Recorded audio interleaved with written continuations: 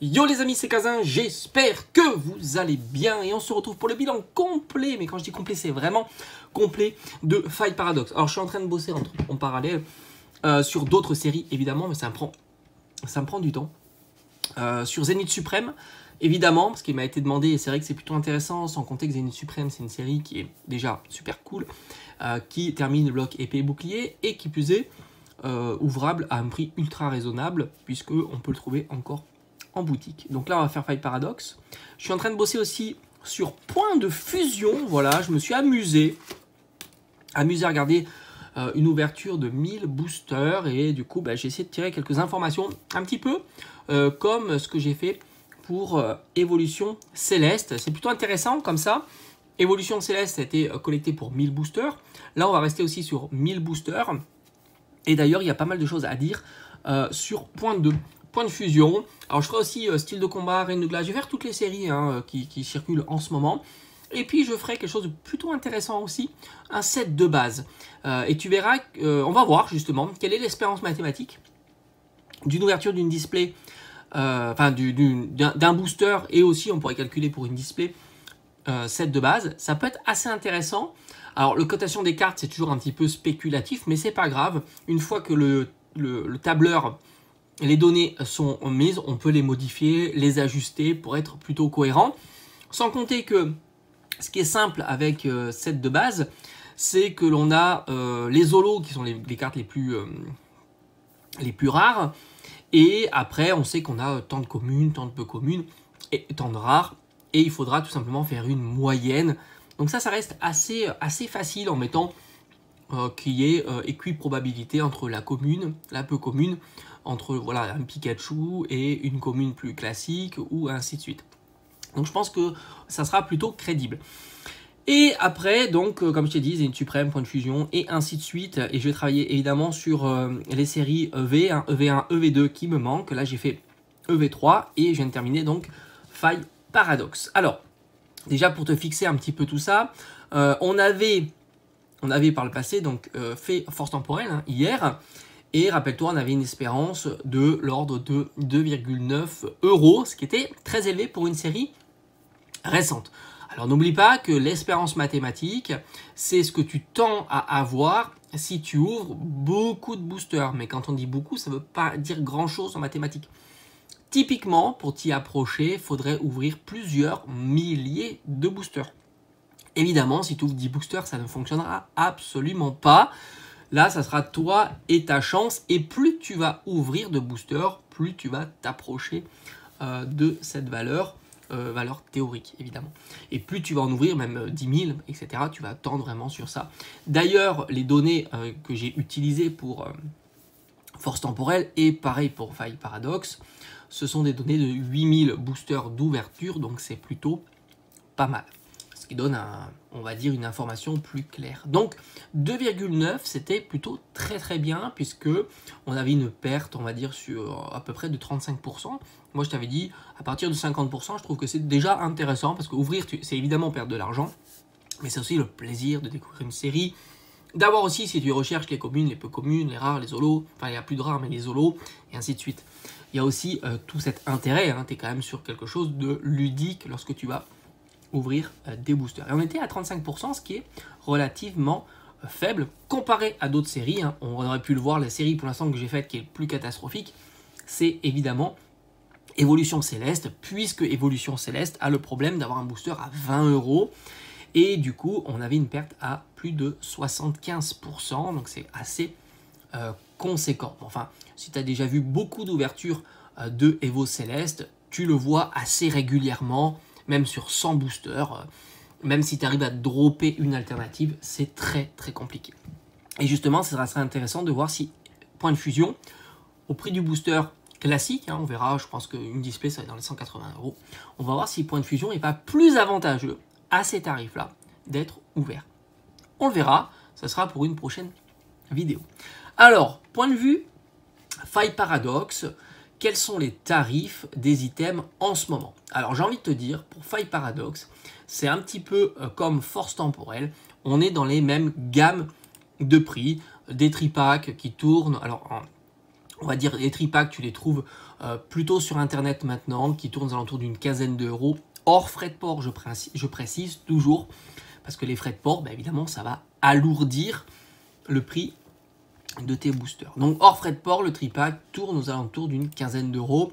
Le TB, c'est 45 euros, que ça soit Rugilune ou Garde de Fer, c'est à peu près ce que l'on peut observer. Et un Build and Battle, c'est 11 boosters.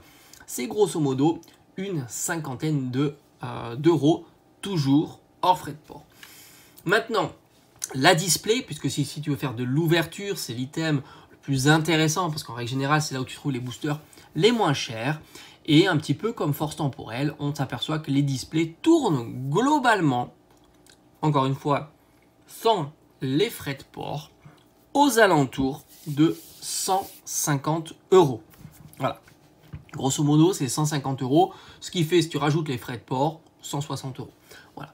Donc, ce qui fait à peu près 4,40 € le booster, et c'est ce qu'on va utiliser avec on va dire, les études statistiques de cette série. Donc, tu t'aperçois que pour l'instant, les séries du moment, EV1, EV2, EV3, EV4, EV5, trouvables, grosso modo, avec les frais de port, à 160 euros, avec de la disponibilité. Alors maintenant, que disent les chiffres sur cette série?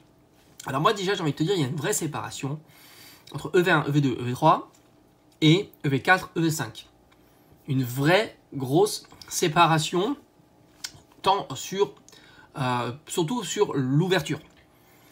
Si tu veux avoir une ouverture où tu as un potentiel, on va dire, de récupération notable, pour l'instant, de ce qui semble se distinguer, tu vas évidemment te focaliser plutôt sur EV4 et EV5. On va le confirmer évidemment dans l'espace de cette vidéo.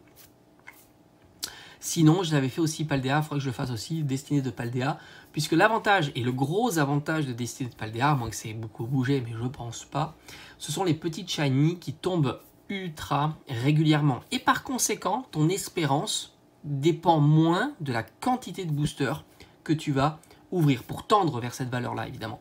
Parce que, justement, les petites shiny étant très présentes dans le calcul de ton espérance, et elles tombent, je crois, tous les 4 boosters en moyenne, donc c'est plutôt très intéressant, ce qui rend la série plutôt bien à ouvrir. Alors elle-ci, il faudrait que je le fasse, ça me prendra du temps, parce que si je dois mettre toutes les petites shiny les unes après les autres, il y en a plus d'une centaine, donc imagine-toi, le fichier va être assez conséquent.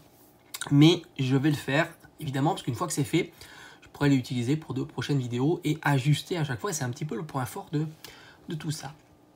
Alors maintenant, Faille Paradoxe, c'est pas comme force temporelle, il n'y a pas les Ace. Donc ça rajoutait un potentiel supplémentaire. Mais tu verras que la série est plutôt intéressante. Du point de vue des cartes X qui tombent le plus souvent, on est à peu près à 15-16% comme toujours. Ça, c'est vraiment le truc qui revient le plus. Alors c'est normal qu'il y ait des variations entre les séries précédentes, c'est pas parce qu'elles lootent plus ou elles lootent moins, c'est juste qu'il y a toujours cette erreur statistique. Moi je la chiffre toujours aux alentours de plus ou moins 20%. Donc plus ou moins 20%, c'est assez conséquent. Hein. Je dirais que plus ou moins 20%, c'est plutôt crédible. Donc plus d'un côté ou moins de l'autre. Hein. Ça, c'est à toi de voir. Donc 15-16%, c'est du classique. Par conséquent, une X ciblée, c'est un peu moins de 1%. Le total des X, c'est à peu près 43 €. C'est plutôt pas trop cher. Malgré tout, et c'est ça qui est intéressant dans cette série, les X, c'est les cartes qui vont tomber le plus régulièrement quand tu vas faire des ouvertures. Si tu fais une ouverture de, je sais pas moi, 30 boosters ou 36 boosters, c'est la rareté qui va tomber le plus souvent. Si l'espérance de cette rareté est plus haut que d'habitude, eh ben c'est plus intéressant si tu ouvres moins de boosters. C'est là où tu vas varier on va dire, la série que tu vas ouvrir.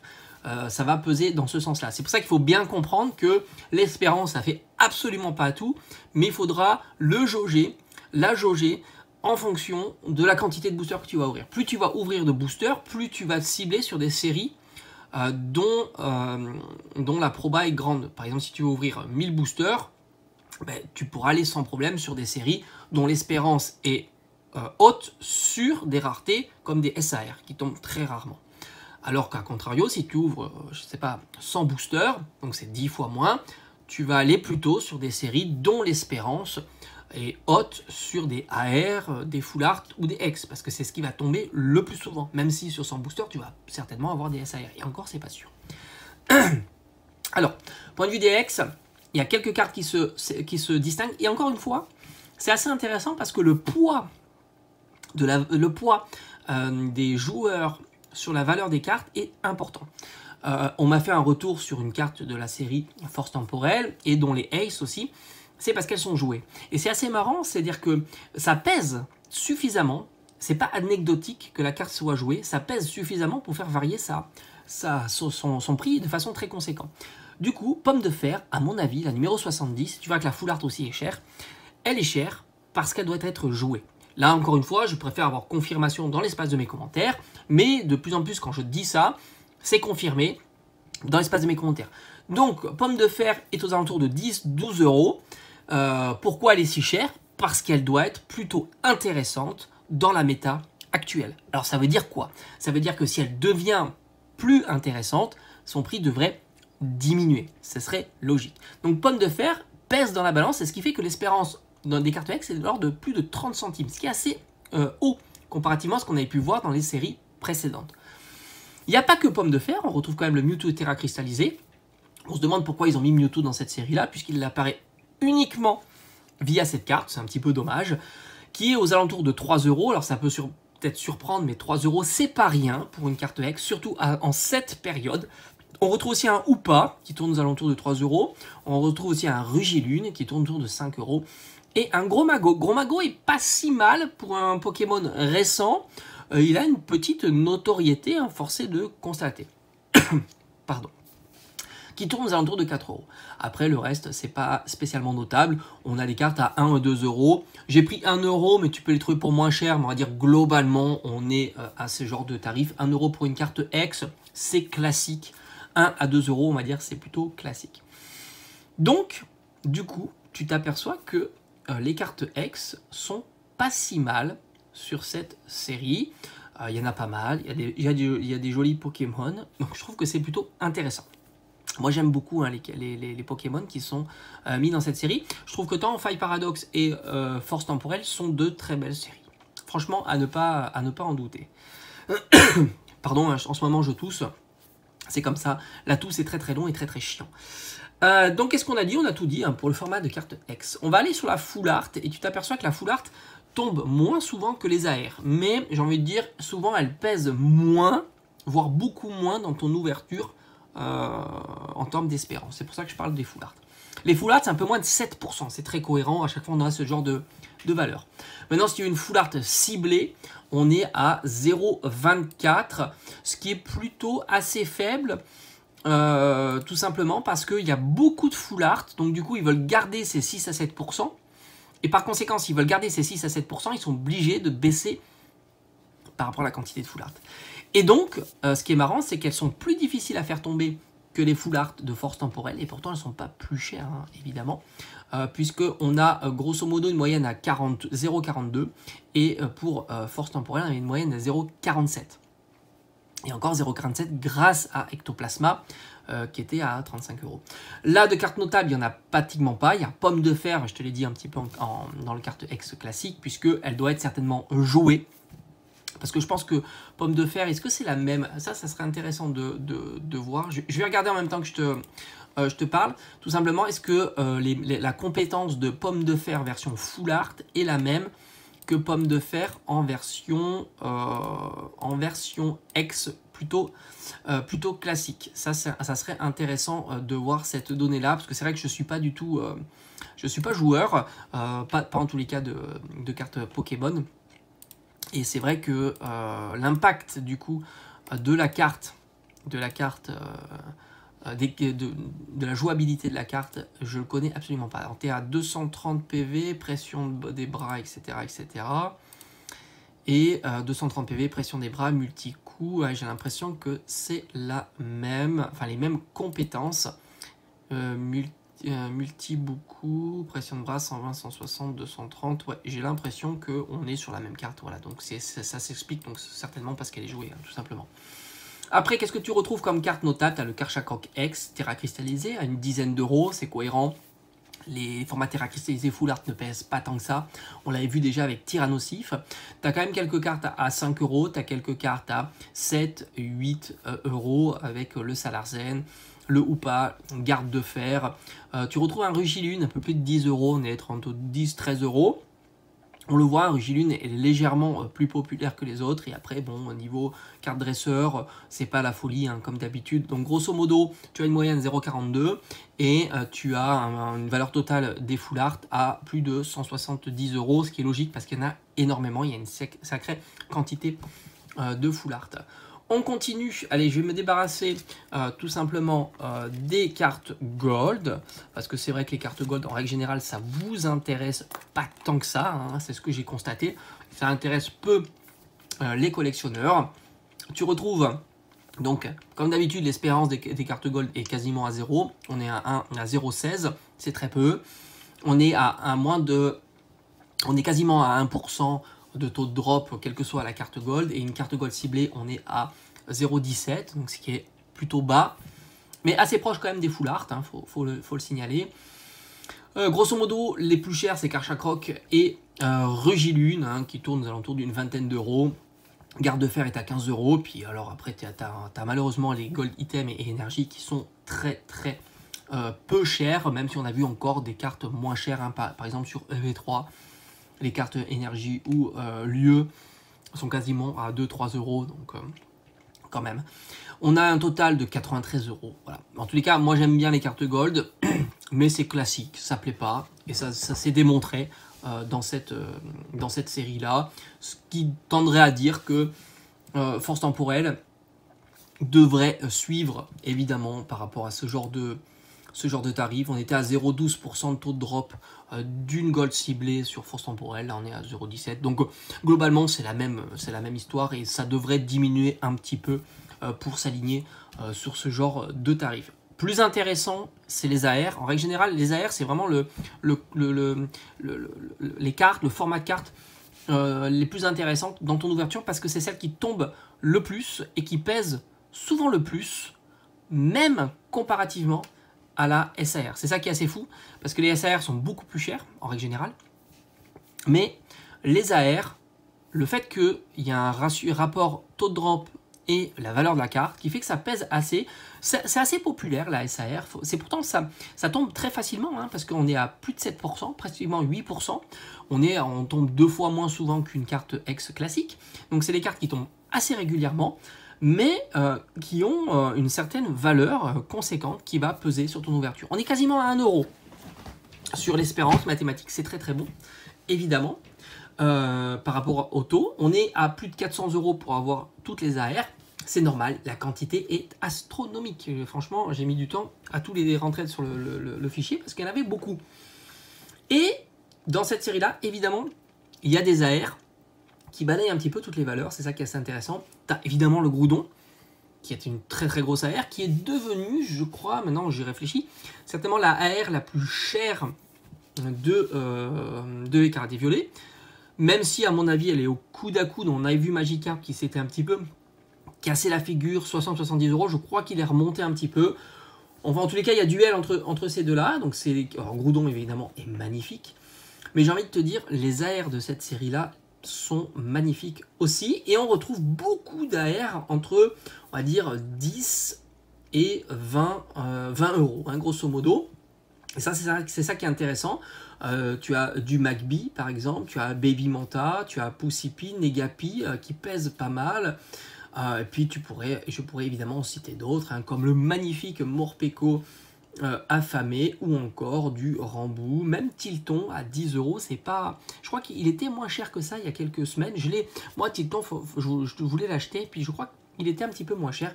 Mais du coup, c'est vraiment... Alors, le Stylix, évidemment, à plus de 20 euros.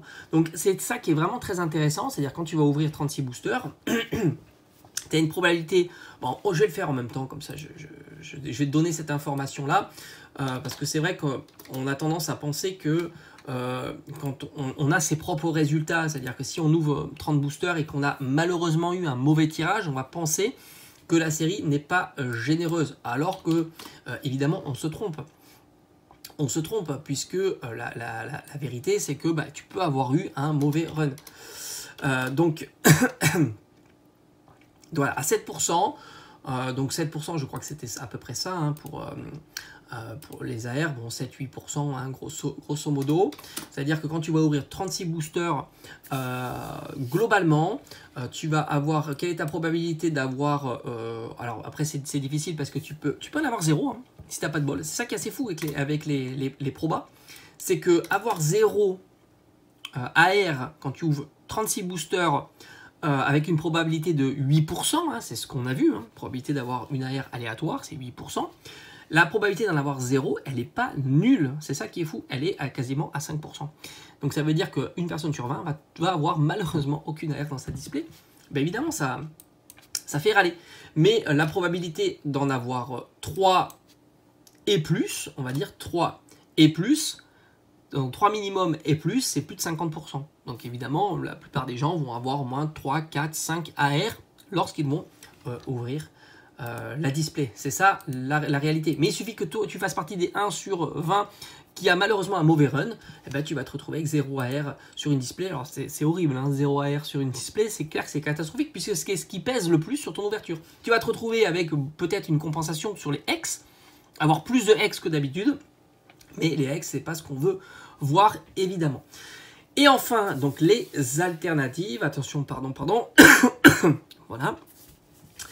Les alternatives, c'est quasiment 0,9, donc on est légère, on va dire on est au même niveau que les AR. La différence, c'est que c'est 2%, on passe de pratiquement 8% à 2%, c'est très très faible. C'est pour ça que là, si tu veux jouer sur la branche AR et SAR, il faudra ouvrir beaucoup de boosters, sinon ça sera toi et ta chance.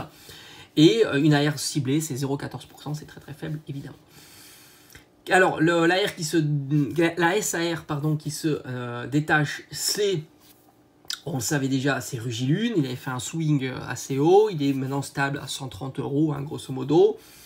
Et après, bah, tu as des AR plutôt notables, hein, Garde de Fer, Altaria. On commence à avoir un petit recul sur la série, donc c'est bien, c'est un peu plus stable que Force Temporelle, évidemment. Et au final, donc les AR totales, c'est plus de 600 € hein, pour avoir toutes les SAR. Je te dis à chaque fois, AR, ça ne va pas. Les SAR, c'est à peu près un peu plus de 600 €. Et niveau SAR dresseur, il y a Sœur Parasol qui est à une trentaine d'euros. En règle générale, comme je t'avais dit, hein, les SAR dresseurs, ça ne plaît pas, ce qui devrait donner un petit peu l'axe pour Force Temporelle. On va voir, il peut y avoir des exceptions dans tout ça. Mais là, en tous les cas, on n'est absolument pas dans des exceptions. Cayenne est la moins recherchée, aux alentours d'une dizaine d'euros. Puis après, à Tully à 20 €. Vitalité de Professeur Holm à 20 €. Professeur Turum à 20 €, etc. Et Meloko à 15 €. Voilà, donc que tu tapes. Pourtant, Meloko, moi, je la trouve vraiment géniale avec Chartor, je crois. Je la trouve vraiment très très belle. Étonnant, elle est à 15 €. Bon, en plus, il y a un Pokémon avec elle, donc c'est vraiment notable. Mais bon, c'est comme ça. Ça plaît pas. Qu'est-ce que tu veux, hein? C'est pas moi qui fais les notoriétés de ces cartes. Karchakroc Extera cristallisé, ça fonctionne pas trop, mais c'est normal. C'est le Terra cristallisation qui est pas ouf, hein. On est à 40 €. Bilan global de cette série-là. Donc encore une fois, on est sur une série intéressante à ouvrir. Si tu ouvres évidemment une certaine quantité de boosters, sinon tu vas être plutôt du côté de toi et ta chance. Hein. C'est comme ça. On est à un retour de plus de 2,7 €. On était à combien pour Force Temporelle, qui est une série plus jeune? On était à 2,9. Donc on est quasiment au même niveau, sachant que l'autre est plus jeune, donc avec des prix souvent plus hauts. C'est plus stable sur Fight Paradox. Du coup, le prix du booster, bon, on l'a vu, 160 € à peu près une display, un 4,40 € à peu près le prix du booster. Et du coup, on est à une perte à peu près de 38%. Donc on est bien en dessous des 50% que j'avais dit. Voilà, faut être en 50% max. Là, on est à 38%, donc c'est plutôt sympa. Encore une fois, n'oublie pas que moins tu vas ouvrir de booster, plus tu vas être susceptible d'avoir une variation énorme avec cette moyenne de 2,7 € par booster, évidemment. Et plus tu vas en ouvrir, plus tu vas minimiser la chance, hein, tout simplement, de ton ouverture. Prochaine série. Alors, qu'est-ce que j'aimerais bien terminer? Alors, ça va me prendre du temps. Alors, je ne sais pas quelle prochaine série je vais attaquer. Parce que c'est vrai que je suis sur plusieurs séries à la fois, hein, ça me permet évidemment j'aime bien hein, m'occuper de plusieurs choses. Je suis en train de faire point de fusion. Point de fusion, j'ai envie de la terminer parce que je t'avoue que j'aimerais bien faire une petite comparaison avec Evo Céleste. Ça pourrait être intéressant. Est-ce que Evo Céleste est si fun au final à ouvrir comparativement à un point de fusion? Donc ça pourrait être assez sympa, tu vois, de faire ça. Point de fusion sur 1000 boosters, donc voilà, pourquoi pas. Et sinon, pourquoi pas, comme je t'ai dit, aller sur des séries Zénith Suprême, mais il nécessite un peu plus de temps que prévu. Pour faire quelque chose de plutôt cohérent, on va dire, avec ça. Et évidemment, aller aussi sur des séries, parce qu'il me manque EV1 et EV2, mais c'est des séries que je veux faire, et Paldea surtout. Paldea, c'est vraiment une série que je vais faire aussi. Ça va nécessiter beaucoup de temps, Paldea, parce que c'est une série un peu... Moi, j'ai envie de mettre toutes les shiny, parce que sinon, ça n'a pas de sens. Tu as des shiny à 100 € qui peuvent... Ça peut varier un petit peu, tout ça. Donc, je préfère avoir ce visuel plus clair, suivant les petits shiny, parce qu'il y a des petits shiny qui se détachent, comme ça. Ça me permet de voir un petit peu la vision globale et non faire une moyenne sur les shiny qui serait moins cohérent et ça voudrait dire que je dois faire les moyennes à chaque fois. Allez, je te dis à bientôt.